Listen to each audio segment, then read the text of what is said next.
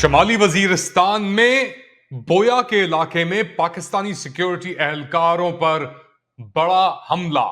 साथ साथ अफगानिस्तान में तालिबान हुकूमत ने 15 लोगों को गिरफ्तार कर लिया। चीन के कॉम्पाउंड के ऊपर हमले को लेकर जो ताजिकिस्तान के साथ लगता था, और इसके साथ साथ पाकिस्तान के अंदर हलचल, डिनायल्स आ रही हैं। फील्ड मार्शल आसिम मुनीर की प्लैंड अमेरिका ट्रिप्स को लेकर उस पर भी बात करेंगे। और एक और अहम खबर, मिस्र और इजराइल के दरमियान तकरीबन 35 अरब डॉलर का एनर्जी मुहायदा मुकम्मल हो चुका है। लेट अली शो यू के इस एपिसोड में आप सबको खुशामदेद। Do like, subscribe and share this content. बात शुरू करते हैं शमाली वजीरिस्तान से, जहां पे आज एक बहुत ही खतरनाक हमला हुआ है पाकिस्तानी सिक्योरिटी एहलकारों के ऊपर, उनके कॉम्पाउंड के ऊपर। बोया का इलाका है, तकरीबन 30 से 35 किलोमीटर दूर मिरान शाह के एरिया से, ये बताया जा रहा है।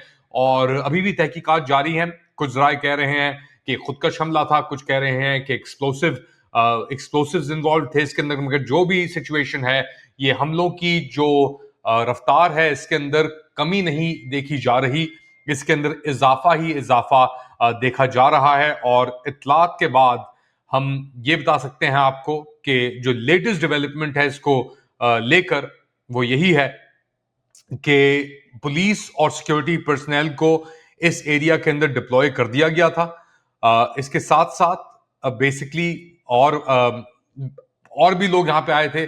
यहां पे एलीट सिक्योरिटी फोर्सेस को डिप्लॉय किया गया था। बॉम्ब डिस्पोजल स्क्वाड को भी भेजा गया था। और पूरी डिस्ट्रिक्ट के अंदर इस हमले के बाद हाई अलर्ट लगा दिया गया था। आज के पूरा दिन ट्रैफिक भी रोक दी गई थी हाईवेज के ऊपर। यह हमला हुआ बेसिकली चार, बताया जा रहा है, सिक्योरिटी जराये जो बता रहे थे कि 4 लोगों ने, दहशतगर्दों ने इस कैंप के ऊपर हमला किया। और पहले उन्होंने फायरिंग की, धमाके किए, एंटर किया फिर उन लोगों ने। और यह भी कहा जा रहा है कि सिक्योरिटी एहलकार ने चारों जो दहशतगर्द थे इनको मार दिया। साथ साथ इंजरीज भी हुई हैं, हलाकतों की भी खबरें आ रही हैं, मगर उसकी वजाहत नहीं हुई। कम से कम 4 सिक्योरिटी एहलकार कहे जा रहे हैं कि वो जख्मी हुए इसके अंदर। और अब सिचुएशन कहा जा रहा है कि कंट्रोल कर ली गई है। मगर हम ऑब्वियसली जब ये बात, ऐसा कोई वाकया होता है, तो पाकिस्तानी सिक्योरिटी जो एहलकार हैं, मिलिट्री, वो एकदम आपको नहीं बताती कि जी हलाकतें हुई हैं, शहादतें हुई हैं या जख्मी हुए हैं लोग। उसके लिए आपको इंतजार करना पड़ता है। अब इसके बाद एक बात वाजे हो गई है कि पाकिस्तान अब दुनिया के अंदर जो दहशतगर्द की ग्लोबल इंडेक्स है, उसके अंदर दूसरे नंबर के ऊपर आ गया है। और बेसिकली 45%, 45% इंक्रीज आया है पाकिस्तान के अंदर पिछले एक साल के अंदर दहशतगर्द हमलों को लेकर। तो ऑब्वियसली एक ऐसी सिचुएशन क्रिएट हो गई है पाकिस्तान के लिए कि उसको कोने के अंदर कर दिया गया है। ना 3 में ना 13 में मिलिट्री ऑपरेशन भी जारी है, सियासी इख्तलाफात भी जारी हैं। खैबर पख्तूनख्वा के अंदर ऑब्वियसली एक और रिपोर्ट आई थी कि 60 या 70 में से, 70 या 80 में से जो खैबर पख्तूनख्वा के अंदर रूलिंग कोalition के एमपीज हैं, उनमें से 62 के ऊपर केसेस भी लगाए हुए हैं। आपका जो निजाम है, तो फाइटिंग ऑन ऑल फ्रंट्स। अब ये सब चीजों को जब आप मिलाते हैं एक साथ करके, तो एक बड़ी वाज़ेह पिक्चर आपके सामने आती है कि ऑल इज नॉट वेल। और ऐसे मौके के ऊपर जब आपने इतने फ्रंट्स खोल दिए हैं, लोग आपके साथ अगर ना हो तो वो आप जंग नहीं जीत सकते। और ऐसा ही कुछ लग रहा है फिलहाल पाकिस्तान को लेकर कि यहां पे एक जंग जीतना मुश्किल हो गया है, या जंग कंडक्ट करना भी पाकिस्तानियों के लिए बहुत मुश्किल हो गया है। और आए दिन हमले किए जा रहे हैं। अब अगर आप थोड़ा सा इसको जरा पीछे लेके चलें, तो पिछले कुछ दिनों के अंदर भी, इस साल के अंदर लगातार इस एरिया के अंदर, वजीरिस्तान भी हो गया, मेन खैबर पख्तूनख्वा के और सेटल्ड एरियाज हो गए, इनमें अटैक्स कम होने का नाम नहीं ले रहे। और तरजीह क्या है, प्रायोरिटी क्या है, आपकी जो अस्करी क्यादत है वो समझ रही है कि जी हमने सब चीजें कंट्रोल कर ली हैं, हम इक्तदार में भी आ गए, हमने कोर्ट्स को भी बेसिकली डेसिमेट कर दिया। और कोर्ट्स को डेसिमेट करने के ऊपर एक और ये अहम खबर आई है, अहम तो खबर है बेसिकली, क्योंकि ये डेवलप हो रही है पिछले कुछ दिनों से, मगर अब एक डी नोटिफिकेशन आ गई है और वो है बेसिकली तारिक महमूद जहांगीरी, जो जज थे इस्लामाबाद हाई कोर्ट के। उनकी डिग्री को जब जाली करार दिया गया, अब आप वो प्रोसेस जानते हैं, हम जानते हैं कराची यूनिवर्सिटी के अंदर कुछ साल कबल ये जब पूरा प्रोसेस इनिशिएट किया गया था, तो उसके अंदर प्रोफेसर्स को उठाया जा रहा था, जो असेसमेंट कमेटी के अंदर थे उनका भी बयान आया था, सब चीजें हमारे सामने हैं। ऐसा नहीं है कि हमें नजर नहीं आ रहा, मगर इनको एग्जाम्पल बनाना है रियासत ने कि देखो, अगर तुम हमारे खिलाफ खड़े होगे, हमारे खिलाफ अगर बात करोगे तो हम ये करेंगे। तो बेसिकली कनेक्टिंग बैक टू जो हमला हुआ है, जब आपकी रियासत की प्रायोरिटीज हों कि जी जजेस को डी नोटिफाई करो, उन जजेस को जो जिनसे हमारी नहीं बन रही, और नालायक जजों को, जैसे जस्टिस अमीनुद्दीन है आपके, उनकी शक्ल ही बता देती है कि कितनी काबिलियत है उनकी, उनको एलिवेट करके कॉन्स्टिट्यूशनल बेंच ही चढ़ा दो, या अफरीदी को सुप्रीम कोर्ट का एक क्लर्क बना के चढ़ा दो ऊपर, सुप्रीम कोर्ट का जज बना दो उसे। तो जब अब ये तरजीहात होंगी आपकी, ये प्रायोरिटीज होंगी कि जी हम हर चीज को मैनिपुलेट करेंगे, हम हर चीज में घुस के फटेंगे, हम हर चीज को काबू करने की कोशिश करेंगे, तो फिर वही हाल होगा जो पाकिस्तान का इस वक्त हो रहा है। साथ साथ अगर आप बात करें लॉयर्स कम्युनिटी से, जैसे फॉर एग्जाम्पल आप लॉयर से बात करें तो बड़े नामवर लॉयर हैं। एक लॉयर साहब से मैंने अप्रोच करने की कोशिश की, राना अहमद सज्जाद करके उनका नाम है। उनका बड़ा कर्ट रिस्पॉन्स आया। मैंने कहा जी क्या आप बात कर सकते हैं इसके ऊपर, तो उनका जवाब आया, मैं आपको पढ़ के भी सुनाता हूँ। I told you already that I am not going to provide any comments, so no need to ask me any further questions. इसका करके उन्होंने खत्म कर दिया। और लॉयर से भी मैंने बात की, ऑफ द रिकॉर्ड कुछ ने कहा कि जी क्या कह सकते हैं हम, आप चाहते हैं कि इस एनवायरनमेंट में हम बात करके अपने आप को फंसाएं। हमारी यहाँ पे डिग्रीज, वो 30 साल पुरानी डिग्रीज इश्यू हुई है, उनको फारिग कर रहे हैं, 35 साल 36 साल पुरानी डिग्रीज को फायर कर रहे हैं वो लोग। तो आप क्या समझते हैं कि हम अपना मुंह देंगे इस पूरे मसले के अंदर, हम जाके घुसेंगे? कोई नहीं घुसना चाह रहा, हर कोई एक तरीके से डरपोक हो गया है, क्योंकि इतना तशद्दुद क्रिएट कर दिया गया है पूरे निजाम ने इस सिचुएशन के अंदर कि कहां जाएगा, कौन किसके पास जाएगा। ये हालात हैं आपके इस वक्त मुल्क के। अगर आपके पास बैरून मुल्क की कोई डिग्री नहीं है, फॉर एग्जाम्पल बाबर सत्तार क्यों बचे हुए हैं? क्योंकि उनके पास हार्वर्ड यूनिवर्सिटी की डिग्री है। सही है, उस डिग्री को पाकिस्तानी हायर इलेक्शन कमीशन, वही HEC जिसने जस्टिस जहांगीरी की, साबिक जस्टिस जहांगीरी की डिग्री को सर्टिफाई किया था, वो लॉयर भी थे, सुप्रीम कोर्ट के अंदर लॉयर है, फिर वो सुप्रीम कोर्ट के, वो इस्लामाबाद हाई कोर्ट के जज बने। उनकी डिग्री जब फारिग हो सकती है 30-40 ईयर्स आफ्टर द फैक्ट, तो फिर कौन बचा हुआ है इस पूरी सिचुएशन के अंदर? इट्स क्वाइट रिमार्केबल सिचुएशन जो ये डेवलप हुई है इस वक्त पाकिस्तान के अंदर। खतरनाक भी है डेफिनेटली, और फिर क्या हाल होगा आप खुद ही अंदाजा लगा सकते हैं कि अदलिया का क्या बेड़ा गर्क, क्या तबाही होगी एक तरफ, दूसरी तरफ दहशतगर्द लगे हुए हैं अपने अपने कामों में, अपने मामलात के अंदर, क्योंकि वो रिट नहीं बची। ये तो खैबर पख्तूनख्वा है, वजीरिस्तान है, अगर आप बलोचिस्तान जाएं तो उधर इससे भी बुरे हालात हैं। तो नाम के ही बस ऊपर ही आपने पेपर में डाल दिया है कि जी सब चीजें, everything is good, field marshal ताकत के अंदर हैं, वो लिबिया में जाके मलेशिया लीडर्स दहशत गर्दों से मुलाकात कर रहे हैं, खलीफा अफ्तार जैसे। तो आप किधर जा रहे हैं? क्या समझ रहे हैं आप लोग? क्या हो रहा है आपके साथ? आपका कोई भी प्लान कामयाब नहीं हुआ, आपके सब के सब प्लान धड़ गए, यानी रह गए सब ऑन द साइडवेज। खैर, ये हो रहा है पाकिस्तान में। दूसरी जानिब अफगानिस्तान के अंदर जो इकोनॉमिक सिचुएशन है वो निस्बतन बेहतर होती जा रही है। यहां तक कि पाकिस्तान और अफगानिस्तान के दरमियान तिजारत जो है वो बंद हो चुकी है। अरबों डॉलर का अपेरेंटली नुकसान हुआ है पाकिस्तानी इंपोर्टर्स को भी, एक्सपोर्टर्स को भी, जो वहां से तिजारत कर रहे थे। वो एक अलग कहानी है, मगर अफगानिस्तान के अंदर एक बड़ी खबर आई है। और बेसिकली अफगान तालिबान की हुकूमत के जराए कह रहे हैं कि उन्होंने 15 लोगों को पकड़ लिया है। जो हमला हुआ था ये हाल ही के अंदर अफगानिस्तान ताजिकिस्तान बॉर्डर को लेकर, जहां चाइनीज कंपाउंड के ऊपर ड्रोन अटैक हुआ था और पता नहीं था कि किसने किया है, इतलात भी आ रही। तो अब अफगान तालिबान ने एक वजाहत की है कि जी 15 लोगों को डिटेन किया है इस कनेक्शन के अंदर। उसमें से 4 लोगों को इन्होंने छोड़ दिया है, 11 लोग अभी भी GDI के, जो उनका वो गवर्नमेंट डिपार्टमेंट, इंटेलिजेंस डिपार्टमेंट है, हक्कानियों के उसके अंदर उसको वो कंट्रोल कर रहे हैं। साथ साथ ये भी बताया जा रहा है कि कुछ जो इसके अंदर सस्पेक्ट्स हैं उन्होंने ये इस बात की तस्दीक की है। अब ये रिपोर्ट की जा रही है अल मिरसद GDI के करीब ये वेबसाइट है। समी यूसुफजई साहब ने इसके ऊपर भी लिखा है और ट्वीट भी किया है, आप जाके देख सकते हैं। वो कह रहे हैं कि जी कुछ जो सस्पेक्ट्स हैं इसके अंदर, उन्होंने इस बात का इंकशाफ किया है कि ये जो हमला था ये अफगानिस्तान से बाहर इसकी प्लानिंग हुई थी। अब कहाँ हुई थी इसके ऊपर बात नहीं हो रहा। साथ साथ अफगान तालिबान ने ये जो हमला हुआ था चीनी नेशनल्स के ऊपर, अब इसको कुछ हफ्ते होने को आ रहे हैं, वो उसकी बहुत मज़म्मत की थी, तरदीद की थी बेसिकली।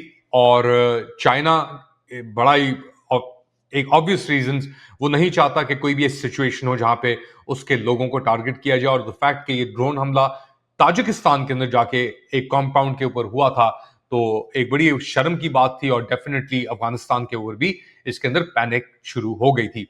अब साथ साथ अब पाकिस्तान और दीगर और जो ममालिक हैं, जैसे ईरान की मुलाकात हुई, मॉस्को के अंदर भी बात हुई। पाकिस्तान हर फोरम पे जाके कह रहा है कि जी अफगान तालिबान जो है वो मसला है, उनसे हमारी नहीं बन सकती। और हर चीज के ऊपर पाकिस्तान जो है वो एक इशू उठा रहा है इस बुनियादी चीज को लेकर। मगर डेफिनेटली अफगानिस्तान भी अपनी तहकीकात उसने जारी रखी हुई हैं। और ये भी एक डेवलपमेंट है, एक खबर है। कुछ अफगान तालिबान के भी अकाउंट्स और जो नॉन तालिबान अकाउंट्स हैं अफगानिस्तान के, उनका कहना था जी ये पाकिस्तान ने हमला कराया है। एक बेसिकली फॉल्स फ्लैग कराने की कोशिश की है कि चीन और अफगानिस्तान या अफगान तालिबान के दरमियान इख्तलाफात को बढ़ाया जाए। पाकिस्तान ने कहा दिस इज ये कंप्लीटली सरासर झूठ है, ऐसा कुछ नहीं हुआ, हमने ये नहीं किया, और जो ये कहता है वो गलत बयानी कर रहा है। ये हो गई एक खबर। अब आपको एक और खबर की तरफ लेके चलता हूं, और वो है इजराइल, गजा, फील्ड मार्शल और मिस्र को लेकर। कुछ दिन कबल रॉयटर्स की रिपोर्ट आई थी कि जी शायद फील्ड मार्शल आसिम मुनीर जा रहे हैं आपके अमेरिका जा रहे हैं डोनाल्ड ट्रंप से मिलने के लिए कुछ हफ्ते के अंदर। अब वो मुमकिन है, बहुत मुमकिन है कि वो जा भी सकते हैं, और लग तो यही रहा है कि शायद वो जा ही रहे हों। मगर आपके जो फॉरेन ऑफिस है उसने इस बात की तरदीद कर दी है कि ऐसा कुछ नहीं है, और ये खबरें बेसिकली बेबुनियाद हैं। पाकिस्तान ने कोई फैसला नहीं किया कि basically field marshal Asim Munir की मुलाकात होगी या कोई मीटिंग होगी इस वक्त। ऐसा नहीं कि नहीं हो सकती, मुमकिनात हैं, क्योंकि पाकिस्तान तो एक डंडे पे चलता है ना। मगर पाकिस्तान के लिए मसला क्या है? पाकिस्तान की उम्मीद थी कि अगर तुर्की शामिल होता और दीगर ममालिक शामिल होते इस इंटरनेशनल स्टेबलाइजेशन फोर्स के अंदर, तो पाकिस्तान जा सकता था। एक और चीज है, जो हमास से हथियार लेने हैं या उनके हथियार गिराने हैं, उसके ऊपर पाकिस्तान की बड़ी रिजर्वेशन हैं।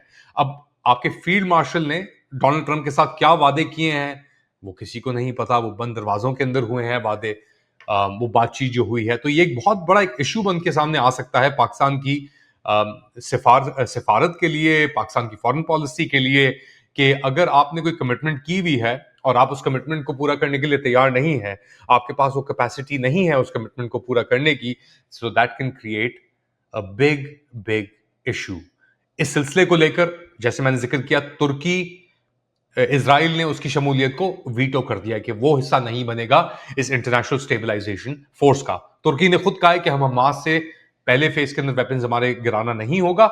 पहला फेज होगा कि जो सेपरेशन है इजरायलियों की और फलस्तीनियों की, उसको मजबूत बनाया जाए कि वो आमने सामने खड़े ना हो।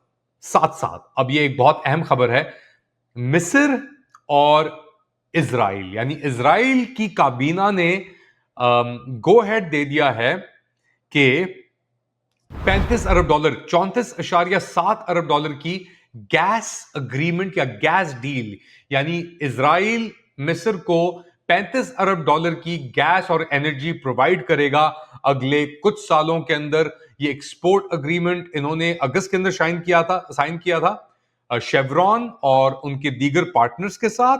अब इसकी अप्रूवल कर दी है इजरायली काबीना ने 37 अरब डॉलर कह रहे हैं। अच्छा, एक तरफ 37 अरब डॉलर का टोटल पैकेज ये बनता है कि लार्जेस्ट, सबसे बड़ी गैस डील है इजराइल की तारीख के अंदर, और उसके तहत जो लवायथन ऑफशोर फील्ड है इजराइल की, अच्छा ये थोड़ा गाजा से भी लगता है, उधर भी बड़े जराए हैं, वहां से 35 अरब या 37 अरब डॉलर की गैस जाएगी मिस्र की तरफ। तो गाजा की कंस्ट्रक्शन, ये सब कुछ। अच्छा, एक और बात, मिस्र को तकरीबन 35 ही अरब डॉलर का इन्वेस्टमेंट मुत्तहदा अरब अमारात ने भी किया है। तो ये दोनों एक पेज के ऊपर हैं, मार्को रूबियो की और शेख अल नयान जो फॉरेन मिनिस्टर हैं मुत्तहदा अरब अमारात के, उनकी भी कुछ दिन पहले बात हुई है। अब ये खबर आई है कि जी मिस्र और इजराइल प्रोवाइड करेगा, ये इतने पैसे की बात हो रही है। तो नेतन्याहू एक शतरंज का गेम खेल रहा है, जहां पे फलस्तीनियों को का खात्मा एक तरफ है, दूसरी तरफ ये जो इस किस्म की ये आप कह लें निजाम जो मिस्र के अंदर है, वो हम जानते हैं डिक्टेटरशिप है। सीसी एक स्ट्रॉन्ग मैन है, जिसको वो है वहां पे ही क्योंकि इजराइल और अमेरिका की आशा है, अमेरिका की उम्मीद है कि जी इसी को रखना है इधर, और जो ये बाकी जो एलिमेंट्स हैं मिस्र के अंदर जो खिलाफ हैं इस पूरे मरहले के, उनको दबा के रखना है। खबरें तो बहुत हैं, हलचल भी बहुत है, चीजें बहुत हो रही हैं। आने वाले दिन बड़े अहम हैं, साल का अख्ताम होने वाला है, और अगला साल अगर आप समझते हैं कि 2025 मुश्किल था, तो अगला साल मेरे ख्याल से और भी मुश्किल होने वाला है, स्पेशली पाकिस्तान के लिए, उसकी मईशत के लिए। और ये जो डिफरेंट चीजें जो हो रही हैं, अब लोगों के अंदर एक गुस्सा, एक नफरत और एक बेचैनी सी पाई जाती है। जाने से पहले एक कभी मैंने शो किया, लास्ट मेरे ख्याल से जो कुछ शोज में से था, आरएसएस के ऊपर हमने बात की और उनकी इन्वेस्टमेंट लॉबिंग के ऊपर जो नवंबर के अंदर कांग्रेस ने रेस की थी। उसके बाद पाकिस्तान के अंदर भी रिएक्शन आया, क्योंकि पाकिस्तानी अलेजिडली पाकिस्तानी मिलिट्री की रिक्वायरमेंट के ऊपर दोनों आरएसएस और पाकिस्तान ने एक ही लॉबिंग फर्म को सिलेक्ट किया बेसिकली, और अमेरिका के अंदर, क्योंकि उनको वो कहते हैं हमें एक्सेस चाहिए रिपब्लिकन्स और ट्रम्प व्हाइट हाउस और इनको लेकर। अच्छा, ये मैंने रिपोर्ट तो किया, ये रिपोर्टिंग इसकी 13 नवंबर 14 नवंबर से होती आ रही थी, मगर उसका रिएक्शन बहुत आया बड़े लोगों का कि यार आपने आरएसएस के साथ ज्यादती की है, आपने समझा नहीं आपने कि आरएसएस बड़ी कॉम्प्लिकेटेड और बड़ी न्यूआंस्ड ऑर्गेनाइजेशन है, वो हिंदू नेशनलिस्ट नहीं है और उसका एंटी मुस्लिम नैरेटिव नहीं है, ये सब बातें की। चले, एक हद तक मान लिया आपकी बात कि जी आरएसएस एक pro India, pro majoritarian India एक कुवत है, और ये भी बात मान ली कि यार हर कम्युनिटी, हर इमेजिन कम्युनिटी एक अपने लोगों का दिफा चाहती है, अपने लोगों को मुस्बत और उनकी तरक्की चाहती है। पाकिस्तान के अंदर ऐसा नहीं होता या ऐसा नहीं हुआ, क्योंकि पाकिस्तान की जो रियासत थी उसने अपने लोगों के ऊपर तशद्दुद किया। इंडिया के अंदर मेजोरिटेरियन जो रियासत है, या आप लगा लें अगर हिंदुस्तान 70% या 75% हिंदू मेजोरिटी है, तो इस हिंदू मेजोरिटी के ऊपर एक जो इमेजिनेशन है या तासुर है कि जी हम पे कई सौ साल मुसलमानों ने जो बाहर से आए थे, जैसे मुगल एम्पायर, बाबर से लेके औरंगजेब से लेके और दीगर तक, उन्होंने तशद्दुद किया, उन्होंने हमारे मजहब के ऊपर, हमारे जरगाहों के ऊपर, हमारे मंदिरों के ऊपर हमला किया, तबाह किया और हमें जद करने की कोशिश की। और ये जो सेंटिमेंट है ये कई सौ साल से मौजूद है, और इसके एक बेबसी पहले थी, मगर आजादी के बाद वो बेबसी तब्दील हो गई। अब इसके अंदर बड़ी एक न्यूआंस ये भी है कि जी आपके पास मोहनदास गांधी जैसे कैरेक्टर थे जो खुद ही एक एक्सपोनेंट थे बड़े ही वाजे तौर के ऊपर हिंदू फिलॉसफी के। उनका जो पूरी फिलॉसफी थी, रहन लाइफस्टाइल, वो एक हिंदू फिलॉसफी के तहत गिर्द करता था या बेसिकली सर्कल करता था। फ्रॉम जिस तरह वो अपने कपड़े पहनते थे, या वो अपना जो धागा खुद ही बनाते थे, जो पखाना गाह सफाइयां खुद ही करते थे या करवाते थे, हर चीज के अंदर उनकी ये जो हिंदू फिलॉसफी थी, धर्म जो था उनका, वो रिफ्लेक्ट करता था। अब इसके साथ साथ और दीगर स्ट्रेन्स भी आई जो इसकी रिफ्लेक्शन आई, और वो अपोज थी, जो मेरी अंडरस्टैंडिंग है, आप मुझे सही कर सकते हैं, मैं इसके ऊपर एक्सपर्ट नहीं हूं, मेरी लिमिटेड नॉलेज है और इसीलिए मैं इसको समझना चाहता हूं।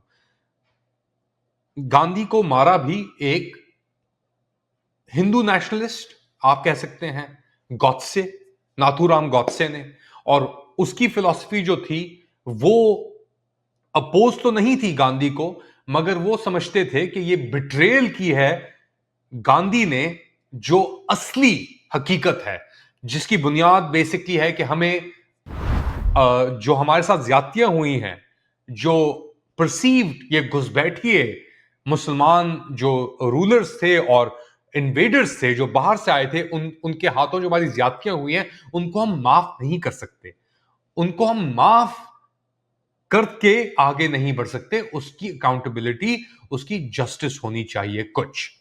अच्छा, मैं इसके ऊपर ज्यादा डिबेट नहीं करूंगा, मगर ये एक बुनियादी चीज है और ये चीज बेसिकली चलती है बाबरी मस्जिद की को गिराने तक। अब बीजेपी एक पॉलिटिकल मूवमेंट है, आरएसएस एक सोशल कॉन्शियंशियस मूवमेंट है, जो धर्म की बुनियाद के ऊपर कहती है कि हम लोगों को बेसिकली खुद मुख्तारी फराहम करेंगे, उनको रोजगार, उनको तालीम, उनको सोसाइटी के अंदर रिस्पॉन्सिबिलिटी देके आगे बढ़ाएंगे। अब ये भी कहते हैं कि जिसके अंदर मुसलमान भी शामिल हैं आरएसएस के अंदर, जो इसका हिस्सा हैं और इस मूवमेंट को आगे बढ़ाते हैं।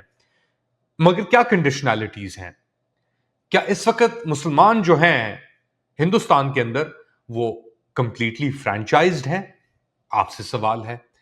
क्या उनके दिमाग के अंदर वो किसी तासुर का निशाना है, या वो समझते हैं कि उनकी जो आइडेंटिटी है वो अंडर असॉल्ट है एज अ रिजल्ट, आपकी स्टेटेड पॉलिसी कुछ भी हो? ये एहसास कंपनी जो है, ये कॉम्प्लेक्स जो है, ये बहुत न्यूआंस्ड है और इसके अंदर कई डिफरेंट लेयर्स हैं। तो मैं किसी के ऊपर जजमेंट पास नहीं कर रहा, मैं एक स्टूडेंट हूं तारीख का, हिस्ट्री का, जैसे आप लोग हैं, और आपके कमेंट्स मुझे एजुकेट करते हैं। मगर ये जो तासुर है और ये जो एक मूवमेंट है, इससे बड़े लोग हिंदुस्तानी हो या आप पाकिस्तान का तो हाल आपने देख लिया है कि वहां पे जो मौलवी हैं वो किस तरीके से नारे लगा रहे थे आपके फील्ड मार्शल आसिम मुनीर के लिए, ताहिर अशरफी किस तरीके से कह रहा था कि हमें इशारा दें, बकवासियत क्या करते हैं, गिज़वाए हिंद जैसी बातें करते हैं जैद हामिद और ऐसे ये लोग जो बेसिकली इम्प्लांट्स हैं या प्रोडक्ट्स हैं उस माइंडसेट का, जो कहता है कि हिंदू हमारा दुश्मन है।